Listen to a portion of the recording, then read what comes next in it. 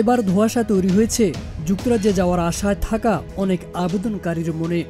হঠাৎ করে ঢাকার ব্রিটিশ হাইকমিশন জানিয়ে দিয়েছে যুক্তরাজ্যের কোনো ভিসা বা ইলেকট্রনিক ট্রাভেল অথরাইজেশন কোনোভাবেই গ্যারান্টিযুক্ত নয়। এ নিয়ে সতর্ক বার্তাও প্রকাশ করেছে তারা। এক বার্তায় বলা হয়, ভিসা নিশ্চিত করে দেওয়ার নামে ফোন, ইমেল বা টেক্সট বার্তার মাধ্যমে যেসব ব্যক্তি যোগাযোগ করছে তাদের ব্যাপারে অবশ্যই সতর্ক থাকতে হবে। যে কেউ যদি দাবি করে সে যুক্তরাজ্যের ভিসা নিশ্চিত করে দিতে পারবে, এটি নিঃসন্দেহে প্রতারণা, স্পষ্টভাবে উল্লেখ করা হয়েছে সতর্কবার্তায়। ব্রিটিশ হাইকমিশনার জানিয়েছে, ভিসার আবেদন গ্রহণ ও মূল্যায়ন সম্পূর্ণভাবে যুক্তরাজ্য সরকারের নিজস্ব অফিসিয়াল প্রক্রিয়ার মাধ্যমে সম্পন্ন হয়।